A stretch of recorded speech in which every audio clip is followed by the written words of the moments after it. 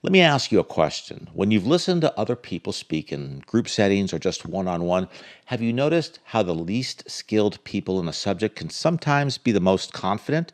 I mean, they speak with total certainty, give advice like they've mastered the topic, but when you dig deeper, asking them questions, well, they barely know the basics of that topic. It's not just arrogance they're demonstrating, it's a cognitive bias called Dunning-Kruger Effect. It's the blind spot that makes us overestimate our knowledge or our skill, especially when we know the least about it. And today what we're going to do is break down why it happens, what it looks like in real life, and how to keep it from quietly sabotaging your decisions. The Dunning-Kruger effect is named after psychologists David Dunning and Justin Kruger. Their research showed that people with low ability and a skill often overestimate how good they are. They're not intentionally lying. They genuinely believe they're better than they actually are. See, the less you know about a topic, the less you realize how much you don't know. That's why beginners often feel overconfident, while experienced professionals are more cautious. They understand all the complexities of the topic. This bias, Dunning-Kruger effect, comes down to metacognition, or our ability to evaluate our own thinking. When you're inexperienced, you're missing two things: the skill to perform well and the insight to recognize your own mistakes. In other words, if you lack the skill, you also lack the radar to detect that you lack the skill.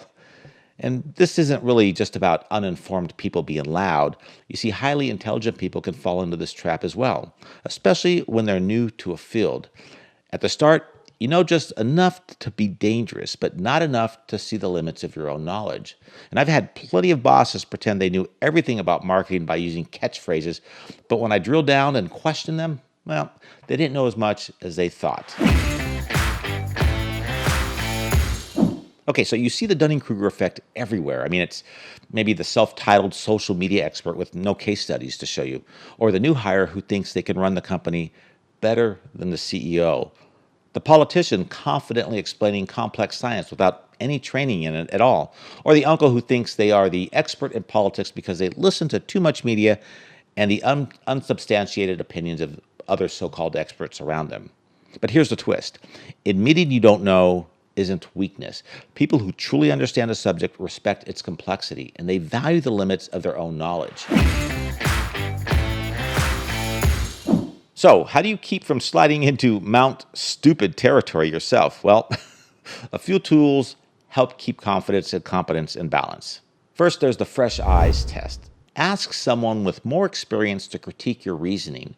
Their feedback reveals blind spots maybe you can't see. And second, run your ideas through the Dunning-Kruger filter, basically asking, how do I know I'm qualified to have this opinion?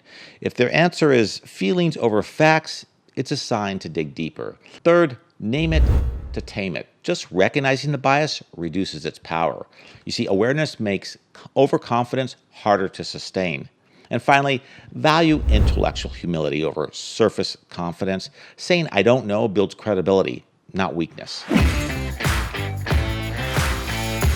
The most dangerous ignorance is the kind that feels like knowledge. You know, we've all been there on Mount Stupid, that is. The real skill is spotting when you're there and being willing to climb down. Experts aren't people who know everything. They're people who keep learning. Hey, if this helped you think a little sharper today, give it a like and share it with someone who could use it. And remember, your mind is the most powerful tool. Sharpen it.